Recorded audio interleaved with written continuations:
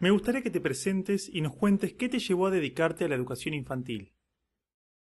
Bueno, mi nombre es Virginia Blaistein.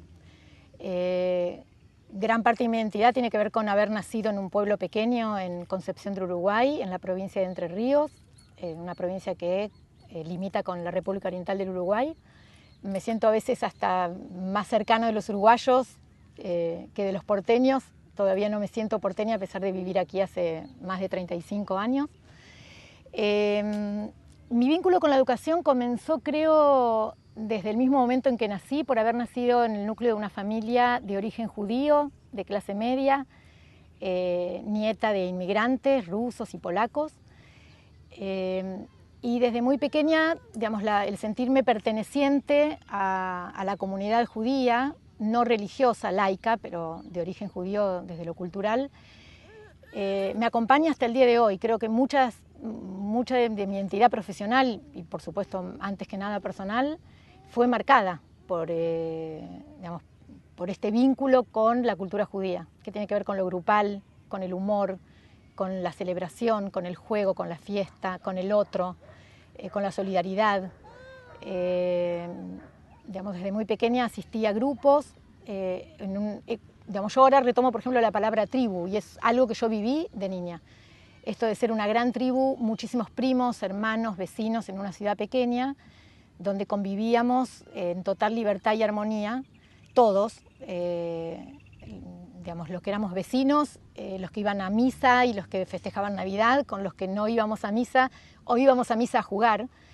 Y esto marcó muchísimo mi ser curiosa y el valorar el encuentro con otros de todas las edades y el reunirse para bailar, para cantar, para celebrar rituales especialmente que yo valoro mucho. Y después aprendí, digamos, más en lo teórico cuál era el vínculo entre lo religioso del religar con el juego que religa, con los rituales que organizan y dan, digamos, como un arraigo a una estructura, a la tierra.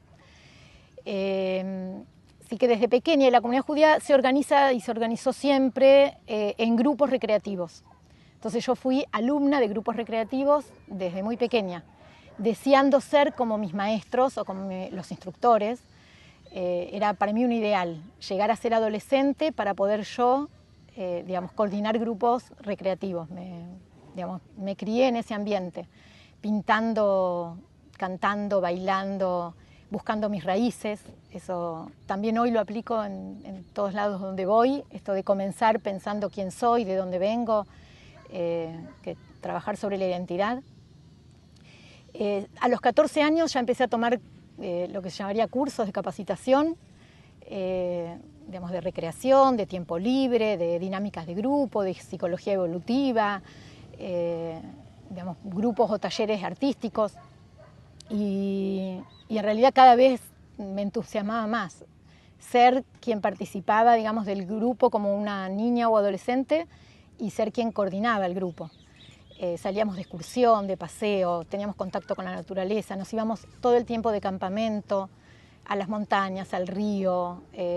Así que bueno, el haber nacido en un lugar cerca del río y que desde lo grupal se valorice el contacto con la naturaleza, hizo que lo viva con total naturalidad. Digamos, y que esto entre el adentro y el afuera, no me tuviera que preguntar tanto acerca de mi propia naturaleza porque era como un vínculo sumamente fluido. ¿Cuál es tu primera experiencia formal en educación y cómo influenció tu trabajo? Cuando yo empiezo a estudiar maestra jardinera y ya empiezo a trabajar desde el primer año del profesorado en un jardín privado en la capital federal, es muy fuerte el choque que yo veo entre los niños que yo conocía en Entre Ríos y los niños de Capital Federal. La gran diferencia era que los chicos de Capital Federal tenían un alto estímulo intelectual y especialmente en el lenguaje verbal y muy poca capacidad de juego.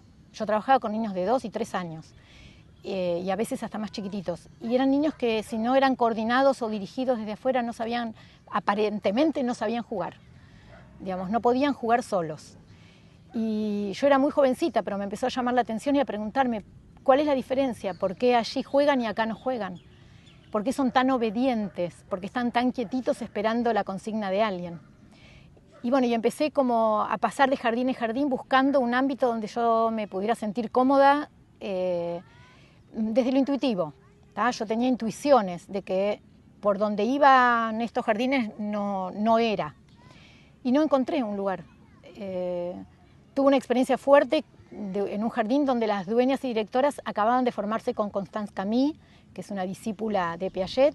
Entonces traían, todo esto en los años 70 y pico, traían la teoría piagetiana y la escuela constructivista y era sumamente directiva. Como que me obligaban a mí como maestra a preguntarle a los niños dónde hay más, dónde hay menos, cuál es más largo, cuál es más corto, y forzadamente, digamos, ¿no? Como malentendiendo lo que Piaget había hecho. Y no estaba de acuerdo y a mí me costaba, digamos, algo que me caracterizó siempre fue la rebeldía y me rebelé y dije yo no puedo preguntarle a un niño todo el tiempo acerca de las cualidades de los objetos y bueno, terminé yéndome de allí y bueno, me encontré con mi pareja, con Hugo Grisovsky y juntos, él era profesor de educación física, psicólogo social, nos encontramos y decidimos abrir el Pesquepés. El Pesquepés ya existía como escuela de natación, de ahí su nombre. También un poco en rebeldía, que en ese momento todas las escuelas se llamaban swimming o con cosas en inglés, y esto fue ponerle el Pesquepés en honor a María Elena Walsh, a la canción del gato que pez. Digamos, era, hasta en el nombre tratábamos como de ponerle una impronta que tuviera que ver con la identidad y con nuestro idioma y con lo que nos había formado, que era por ahí la poesía y la canción de María Elena Walsh. Ahí surgió el Pesquepés. Y surgió como un espacio educativo que vivió, digamos, hermosamente durante 10 años, del año 80 al 90, que era un espacio que recibía a niños a partir de los 2 años, junto con su familia, y donde el juego, el arte, el cuerpo y la naturaleza eran como los pilares del trabajo. Y donde los papás se sentían, las mamás y los papás, digamos, con mucha libertad de poder participar. En realidad el contrato era que si no iban a participar tenían que elegir otro espacio, así que desde un inicio los papás participaban en reuniones de padres, en conversaciones abiertas, traíamos gente que por ahí nos contaba de sus pasiones, abríamos la casa los fines de semana para juntos cocinar algo, armar un horno de barro, cocinar el pan, hacer una guitarreada, jugar con los niños, armar una obra de teatro. Y todo esto era como una invitación a la familia y la verdad es que se armaba una tribu realmente. Los papás pagaban una cuota, era un jardín privado, pero tenía el espíritu de una comunidad. Y siempre respetando mucho a los niños. Empezamos dividiendo a los chicos por edades, porque seguíamos como la inercia de las instituciones educativas y muy pronto nos dimos cuenta que había que armar grupos heterogéneos. Así que si bien los chicos llegaban y tenían como su habitación en la casa, su espacio íntimo donde dejaban sus mochilas, sus pertenencias, al ratito nomás ya, digamos, estaban todas las edades juntas, los chicos podían elegir espacios y ambientes preparados. Trabajamos con material de desecho o desestructurado, teníamos muy pocos juguetes armados, porque los nenes venían de familias de clase media y en su casa tenían muchísimo estímulo de objetos. Lo que no tenían era la posibilidad de enchastrarse, de meter la mano en la arena, en el agua. Teníamos patos, gallinas, codornices, conejos, árboles, el horno de barro.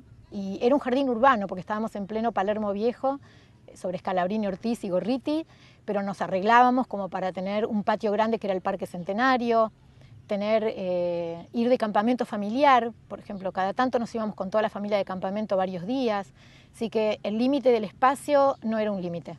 Las salas eran por ahí pequeñas, pero como los chicos rotaban por todo el jardín, por todo el espacio, podían elegir construir o dramatizar o pintar, o teníamos una biblioteca, una ludoteca, y nos reuníamos para estos rituales que para mí eran muy importantes ya desde la niñez, que era una ronda de saludo, de bienvenida, de contarnos cómo estamos. Ahí ya instituimos esto de que el adulto sea un modelo y pueda contar él también cómo está. Más que, sí, cómo estoy. Hoy estoy bien, hoy estoy más o menos, y poder preguntarle, ¿por qué estás más o menos? y que el adulto puede decir, no dormí muy bien, me acosté preocupado porque mi mamá no se sentía bien, y bueno, y hacer un seguimiento de esto. Entonces los chicos después empezaban como a imitar esta manera de presentarse, y cuando le preguntábamos cómo están, no contestaban el famoso bien, más fuerte, bien, contestaban, no, estoy más o menos, y podían justificar, siendo niños de 3 años. Digamos, era increíble cómo se impregnaban de ese clima que vivíamos los adultos en ese espacio. Otra cosa que marcó, porque estamos hablando de los años 80, era la pareja pedagógica. Digamos, en todos los espacios había una mujer y un varón que trabajaban como juntos, y eso también marcó mucho, porque bueno, nosotros, Hugo y yo, éramos, digamos, como los que coordinábamos, y eso se replicaba después para abajo, digamos, que era que todos los que trabajábamos éramos parejas pedagógicas.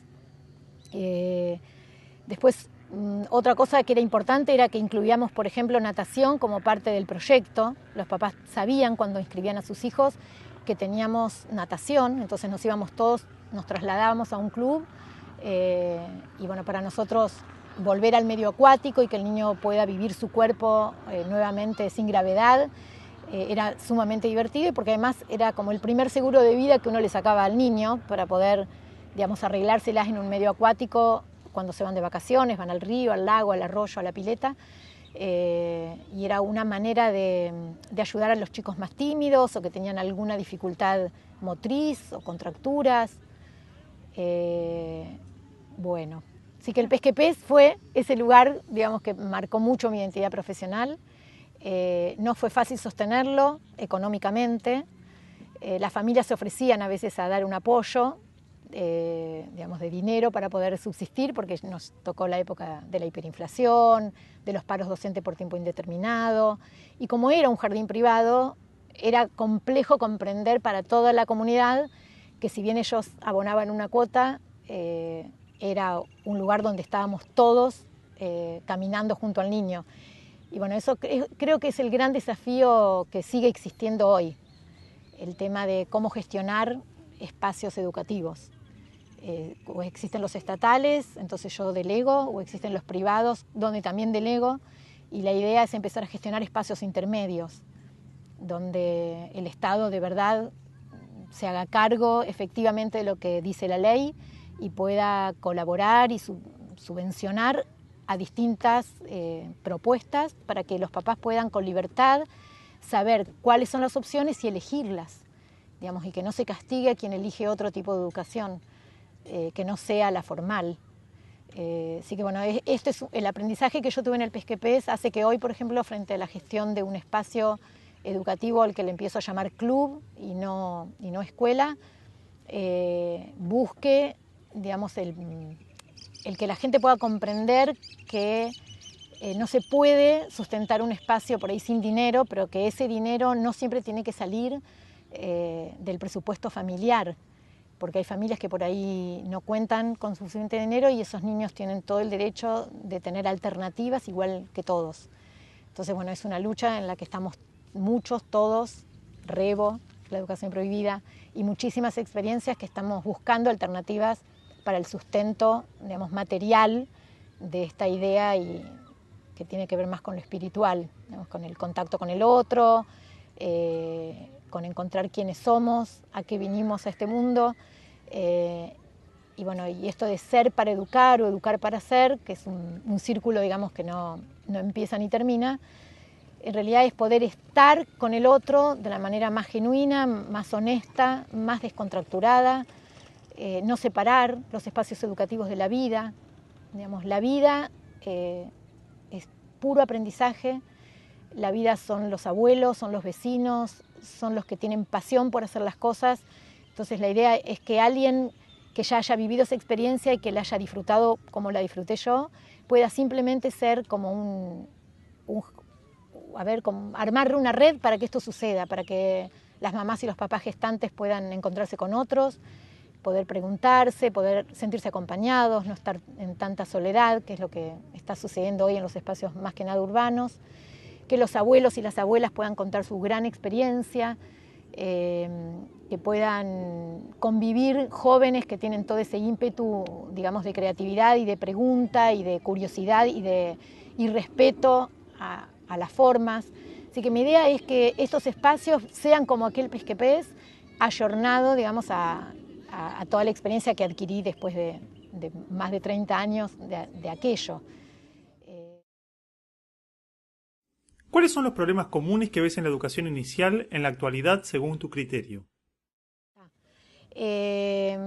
Bueno, una de las deficiencias que para mí hay fuertes tiene que ver con la formación. La gente elige trabajar con niños pequeños. En general, el imaginario social es que es muy divertido, te la pasas jugando, basta con que seas simpática y con que te gusten los niños. Romper con ese imaginario es complejo. Los profesorados, si bien hay profesorados excelentes y excelentes profesores, yo incluso agradezco enormemente a profesores excelentes que tuve en mi profesorado y los sigo recordando y citando. En general hay una subestimación de lo que es la primera infancia, cuando creo que debería ser la etapa más importante porque es la etapa fundante de la vida humana.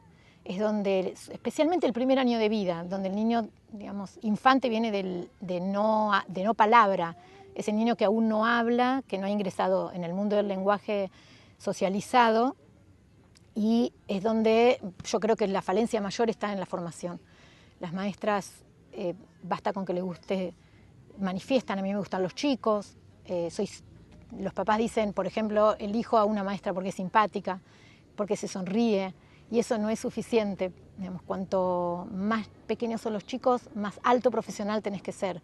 Una persona con muchísima sensibilidad, no importa formada en el espacio formal o informal, ser autodidacta es absolutamente para mí valorado, pero tenés que tener una alta formación personal y digamos, intelectual. Así que esa es una de las falencias del nivel, es esa, la formación de los maestros o de las personas encargadas.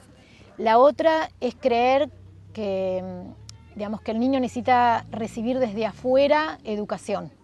Cuando el niño trae toda su potencia y tiene un plan perfectamente, digamos, armado, digamos, por la especie humana, de poder aprender todo lo que necesita si encuentra un ambiente propicio.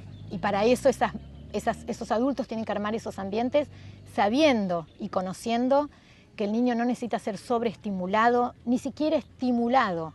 Lo que necesita es ser amado, recibido, aceptado, y que traer un niño al mundo, mamá, papá, o estar con niños recién llegados a este mundo, exige de una presencia y de un estar que los niños nos enseñan de esa presencia. Y hay una de las falencias es que hay como, bueno, los niños por un lado, los padres por otro, los maestros por otro. Y la verdad es que si uno pudiera comprender esto, que el niño viene con un caudal y con un potencial que solo tiene que activarlo, teniendo un otro, no tanto juguetes ni tanto un ambiente precioso o grande o con las últimas tecnologías. Para un bebé lo que necesita es un ambiente humano, rico, digamos, gente, digamos, que lo pueda aceptar, y esto es una gran falencia de este nivel. La otra es pensar que un niño puede quedarse en un espacio como un jardín maternal, una escuela infantil, digamos, siendo muy pequeño, antes de los 3 años, en grupos con muy pocas personas, que encima esas personas no están capacitadas, y llegó la murga. No se escucha. Entonces, me parece que debería haber como una conciencia de que un niño pequeño tiene que estar acompañado de un adulto significativo, por lo menos los primeros 2 años de vida, mínimo. Entonces debe haber instituciones que reciban a madres y a padres o adultos o abuelas o abuelos con el niño y no separarlo. Entonces existen los jardines maternales porque son, yo siempre digo, una prótesis social. Es una pena que existan y gracias que existen, así cuando los papás se van a trabajar por lo menos pueden quedar en un espacio cuidado, pero ese espacio tiene que ser, me parece, pensado absolutamente, de una manera absolutamente diferente. No tienen que recibir clases de inglés, baby English, ni clases de música, ni clases de nada. Lo que tiene que haber es un ambiente rico en estímulos del mismo ambiente y especialmente humano. Otra falencia es la división en edades, es la homogeneidad, digamos, separar a los chicos por edades, que deja de lado la riqueza que tiene la heterogeneidad, el que el más grande pueda cuidar al más pequeño y que el más pequeño vea crecer al más grande y querer ser como ese nene más grande. Yo creo que ahí, bueno, y la poca participación de la familia.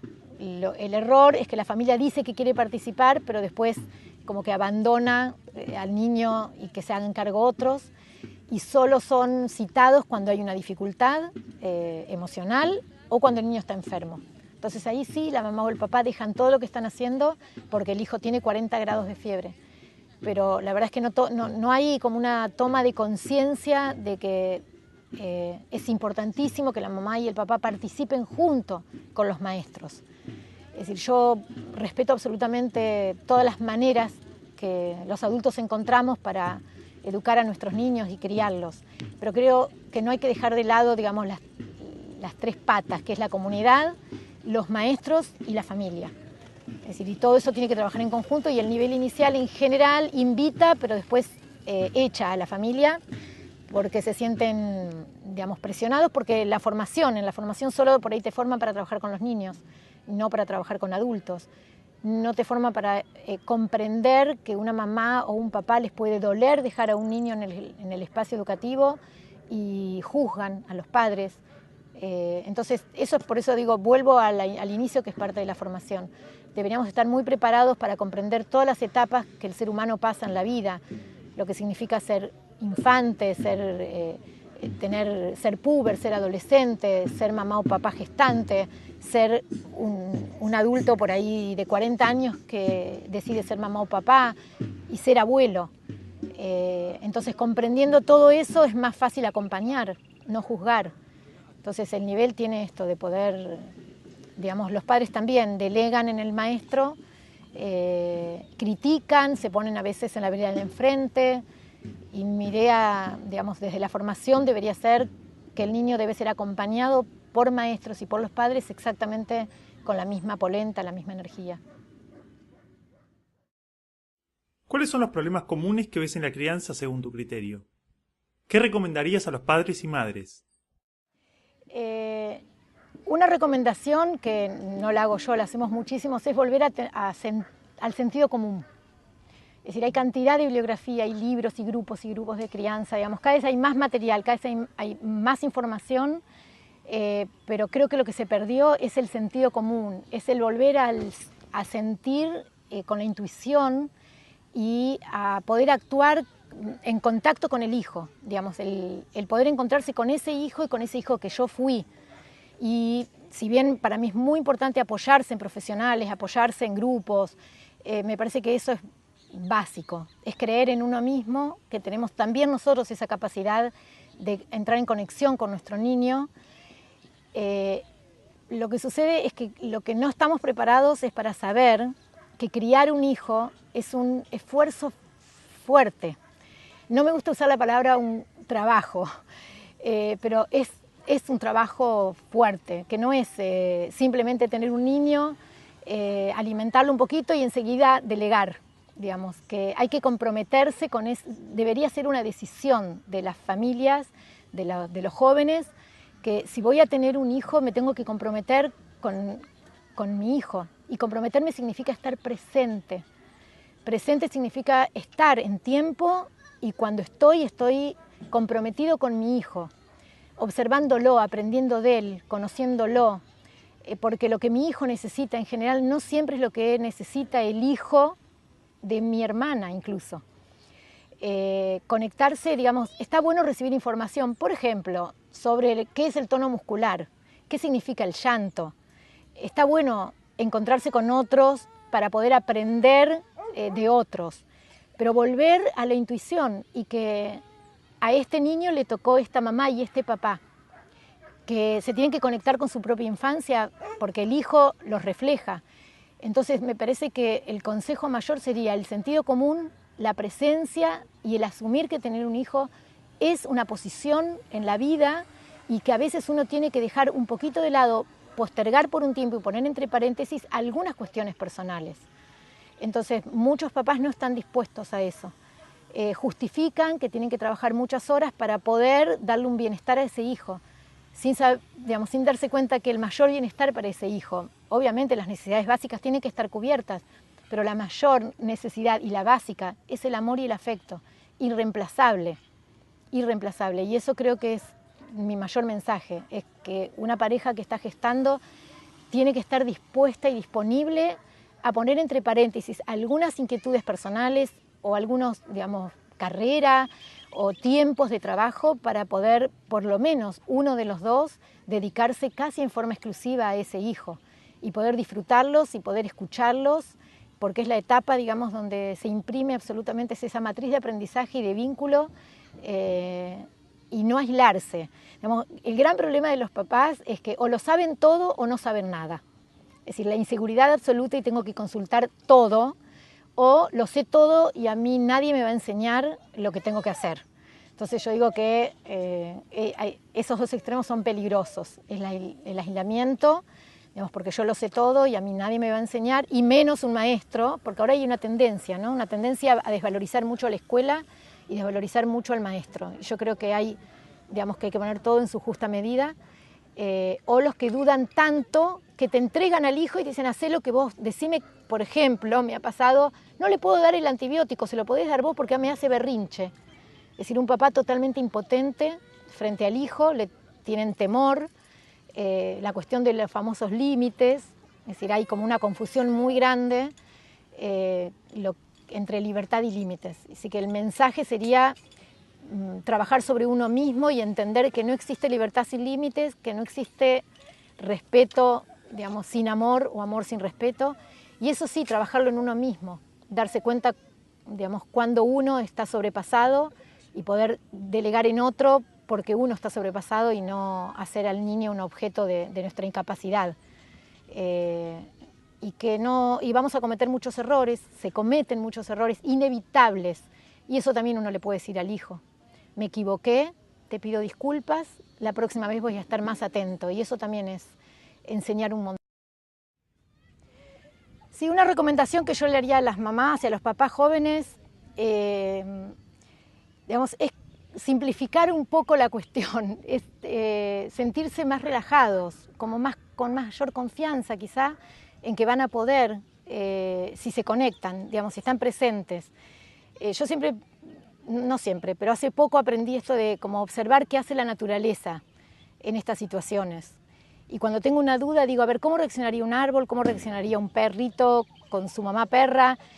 Obviamente somos humanos y estamos atravesados por la cultura, pero a veces volver a la fuente de lo más natural creo que viene bien. Así que bueno, es eso, el consejo es juntarse con otros, que los adultos puedan armar grupos de ayuda mutua, de contención, de red, pero con el hijo de uno actuar de la manera más espontánea y más relajada posible, con presencia y con amor, que es aceptar al hijo como un otro, que no tiene que ser parecido a mí, ni tiene que cumplir con las expectativas que yo dejé pendientes, sino es un verdadero otro diferente a mí, y si puedo hacer el ejercicio de poder recibirlo y aceptarlo como un genuino otro, todo va a estar bien, todo va a fluir y después nos vamos a matar de risa de los errores que cometimos porque es imposible no cometerlos. Así que si uno sabe eso, se relaja. Ese es mi consejo a los papás jóvenes.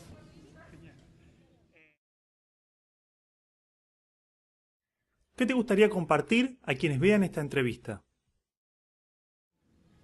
Sí, para mí, como un mensaje, si yo puedo dar, es en este tema de la educación, especialmente en la primera infancia, es volver al tema del juego, que los chicos jueguen, que tengan espacios para jugar, para ensuciarse, para enchastrarse, para investigar, para pisar el pasto, para oler las flores, para correr, para tener horizonte, para meter las manos en la masa.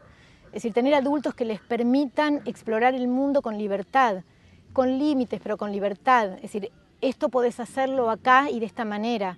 Y luego, acompañarnos en el segundo paso. Si te embarraste, ahora antes de entrar a casa hay que lavarse las patas. Eso sería un límite. Pero un mensaje es valorizar el juego como actividad humana, que se ha perdido y se va perdiendo cada vez más, y se habla mucho del juego, y hay cantidad de instituciones que se dedican al juego, y a los juguetes, y a la juguetería, y al diseño, y en realidad lo que hay que permitir simplemente es que el niño se conecte con su mundo circundante, que explore, y si se hace un chichón, el chichón le va a enseñar a que ahí hay algo duro. Es decir, creer, tener mucha confianza en el niño, confiar en el niño, darle un ámbito de libertad para jugar y para explorar, y especialmente en tribu, volver a la heterogeneidad, volver. Acá estamos escuchando tambores. Si un niño escucha tambores y alguien apasionado por la percusión, eso queda, digamos, como algo guardado en su memoria emotiva, que va a usar cuando quiere y cuando lo necesite. Que vaya a una panadería, que vaya al supermercado, que vaya a ver cómo se navega en el río, es decir, que tenga experiencias múltiples. Esos son los grandes maestros de la vida, junto a mamá y a papá, o junto a adultos que valoren eso que me están mostrando del mundo. Los adultos solo tenemos que mostrarle el mundo. No es sobreestimular, sino acompañar la mirada del niño. El niño se fija seriamente en lo que le interesa. Entonces, mirar los ojos del niño y, digamos, esa mirada nos va a decir lo que a él le interesa. Y después sí, ayudarlo, digamos, a ubicarse en el tiempo y en estar en este mundo de una manera, digamos, anclado en la realidad para que pueda fantasear. Digamos, no puede haber imaginación y fantasía si no estoy en un aquí, en una hora anclado, seguro de que me quieren y que me van a querer siempre aunque me porte mal y aunque sea rebelde y aunque llore mucho, más de lo que mamá o papá quieren. Si yo estoy seguro que me quieren igual cuando me porto bien y cuando me porto mal, soy libre para explorar el mundo. Entonces mi mensaje sería ese, volver al juego, a la confianza en la infancia y a mirar al niño, que el niño nos enseña un montón, y recuperar junto con ese niño nuestro propio ser creativo y, digamos, la posibilidad de tomar de los maestros lo que los maestros nos dan, de tomar de los libros lo que los libros nos enseñan y de la vida misma que es todos los días a nuestro alrededor. Así que nada, llevar al niño a mostrarle el mundo con la mayor espontaneidad y libertad posible, con estructura, pero con la mayor libertad posible. Así que ese es mi mensaje. Juego, arte y viaje.